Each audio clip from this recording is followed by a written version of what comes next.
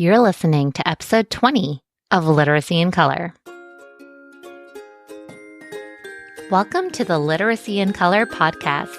I'm your host, Michelle Sullivan, a science of reading advocate with over a decade of experience as a reading interventionist and literacy coach. I'm passionate about making evidence-based instruction both effective and engaging. If you're interested in captivating our learners on reading fluently and understanding language, or as I like to call it, keeping it colorful, then you've found the right place. Each week, we'll explore intriguing lit bits and practical strategies around the science of reading and structured literacy to help you be colorful and teach colorfully. Are you ready to bring literacy to life? Let's color outside the lines and make an impact together. Hey everyone! Today's topic is one I know so many of us are grappling with. What do I do with all my leveled texts? If you've been in the education game for quite some time, you've probably spent years building up a beautiful classroom library full of leveled texts, maybe even sorted and labeled them in color-coded bins proudly displayed on your shelves. But then you started learning about the science of reading, and suddenly you started questioning, are these books even helping my students become better readers?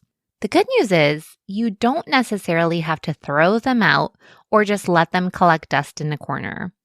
Today, I'm sharing 6 practical ways to reorganize or repurpose and use those leveled texts so they align with structured literacy principles. Now, before you start questioning this sorcery, don't throw out my leveled texts.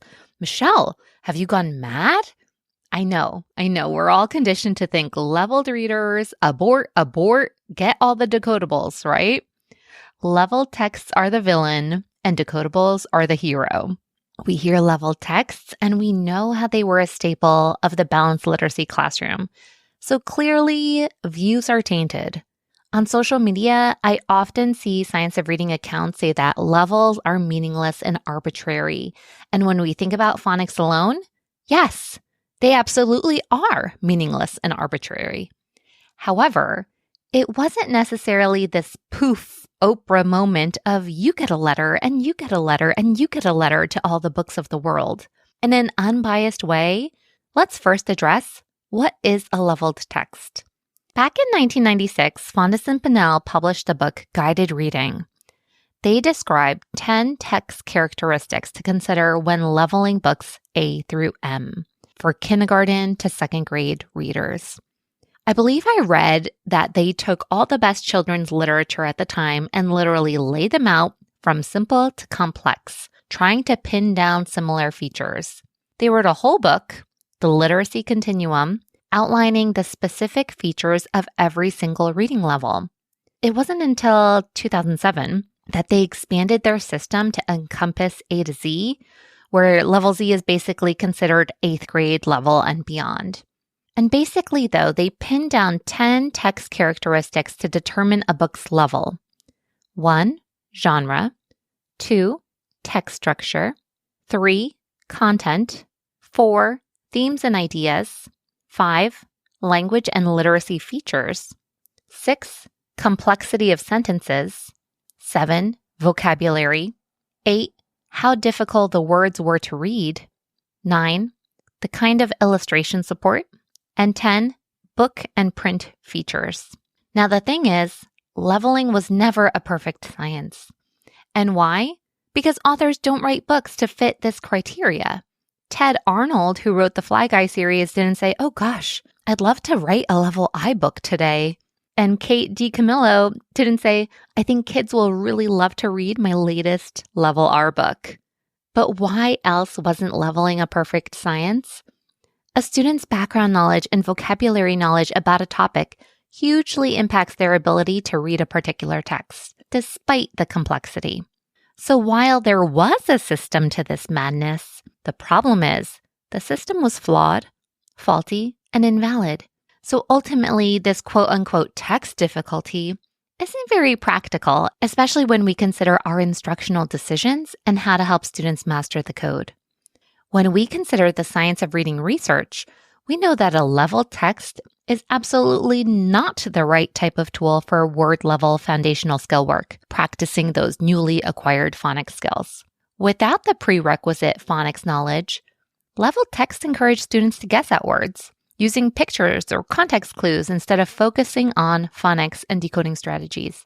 And this, my friends, is not reading. Remember text characteristic number 9? What kind of illustration support does the book have to offer?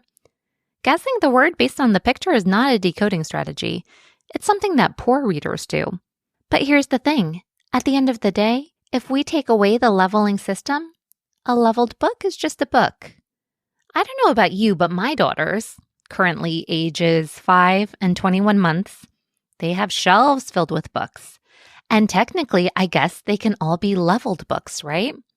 Can they read all the words? No. My toddler can't read yet, and my 5-year-old is working on CVC words. Do I control every single one of their reading experiences based on what they can lift off the page? Am I going to tell my 5-year-old that we can't read and enjoy Brown Bear because it's a pattern book? That sounds silly, right? Different types of books serve different types of purposes. Decodable texts are essential in helping students apply their phonics knowledge in a controlled setting so that they can slide through words and ultimately build orthographic representations in their brains. Eventually, though, once students master a good chunk of the code, we want to transition them into less and less controlled texts. I believe this is Lindsay Kemany's reference, but she says decodable texts are like training wheels. So level texts, they still have value at a certain point of a student's reading journey if we use them intentionally. So perspective and purpose are huge here. So let's get into the fun part. What can we actually do with all these leveled texts? Here are some ideas for repurposing them to align with the science of reading in a structured literacy classroom. Number 1, reorganize them for knowledge building. Rather than placing books in an H bin or an M bin, consider organizing them in a different way. We can create text sets or topic-specific bins, genre-specific bins, series bins, authors bins, and so on. Think about how a bookstore organizes its books. Remember that the science of reading is not just about phonics. We have to build language comprehension as well. Imagine having an entire bin of weather books. On the surface level, it lends to opportunities to seeing similar vocabulary like storm or temperature or forecast, while also gaining little bits of knowledge from each of those texts. But on a deeper level, it also lends to opportunities in comparing and contrasting those bits of information across texts, and even analyzing the author's perspectives and sharing those little bits of information. This approach beautifully aligns with the language comprehension strand of Scarborough's reading rope. It's a great way to ensure that students are learning content, which leads me to my next tip. Tip number 2, use these books as mentor texts. Every reading experience a child has in your classroom doesn't always require them lifting the words off the page, the act of actually decoding. Some books will be reserved for read-alouds and other reading experiences. If students can't read the words themselves, you provide the scaffold by doing it for them, while still giving them the opportunity to engage with the text in meaningful ways. Now, that's not to say that every level text is worthy of being a mentor. Oftentimes for read-alouds, we want to choose the best of the best, so keep that in mind as you make your selections. Tip number 3, cover the words for storytelling. So let me clarify, we're not playing Guess the Covered Word here, and we're not bringing in MSV. Remember purpose. Have you ever used wordless picture books? Turn leveled books into tools for developing oral language and storytelling skills. Cover the words with sticky notes or tape, and let students use the pictures to tell their own story.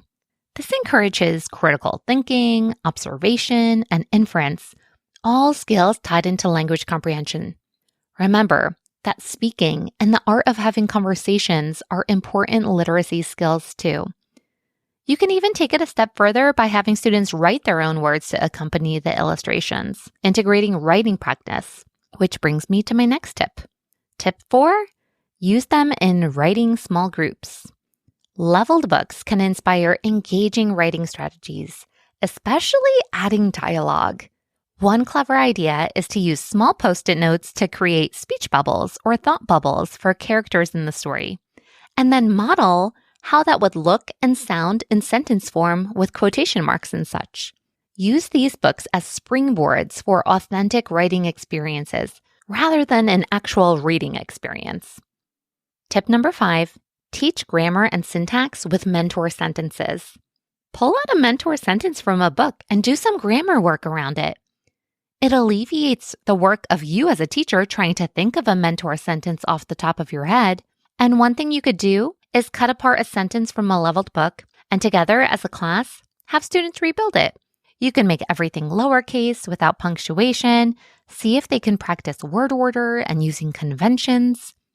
You can even use these sentences to practice concepts like subject-verb agreement or adding in descriptive clauses. This works beautifully for syntax instruction. Students get hands-on practice with sentence structure. And finally, tip number 6, tap into vocabulary building opportunities. In tip 1, we initially talked about knowledge building, but we also want to pay homage to vocabulary development. And of course, background knowledge and vocabulary go together like a horse and carriage. Decodable texts don't have the same level of rich, sophisticated vocabulary that an uncontrolled book would have. Take advantage of explicitly teaching students those interesting Tier 2 words in context. I'm especially thinking of our English language learners, though, too, who do explicitly need to learn those Tier 1 words like apple and chair and balloon, which wouldn't be in a decodable text just yet. If you don't mind cutting up some of your books, especially those predictable ones, use the pictures to create vocabulary cards and vocabulary anchor charts. What a fun way to make words more concrete. So again, we're not reading these books, especially in the primary grades. We're not reinforcing faulty decoding strategies that poor readers do, but we're pulling from them and we're using them in different ways with different intentions in mind. So there you have it, 6 simple ways to repurpose your level texts. We're not going to use them how balanced literacy expected them to be used. We're going to rely on decodable texts, our controlled readers, for students to apply their phonics skills. However, these books don't necessarily have to collect dust or go to waste. The key is shifting how we think about them and use them. So the first shift, actually, let's just stop calling them level texts in the first place. They're just books. The levels don't matter. The students shouldn't be leveled. The books shouldn't be leveled. Forget the levels. Dismantle the bins. Just let the books be books. I hope this episode has inspired you to think creatively about how to use these plain old books. Remember, we're going to stop saying leveled, in ways that align with explicit instruction that truly serve your students. Remember, every small step we take is a step in the right direction. I'll see you next time. Thank you so much for tuning into Literacy in Color. I hope today's episode left you feeling both inspired and equipped with something new to add to your teaching toolkit. If you're enjoying this podcast, it would truly mean so much to me if you'd leave a 5-star review. It helps other educators find the show and join our colorful community. And don't forget to hit the follow or subscribe button so you never miss an episode. For more tips, tools, and resources, be sure to check out the links in the show notes at michelleandthecolorfulclassroom.com. Thanks again for listening, and I'll catch you next week. Until then, be colorful and teach colorfully.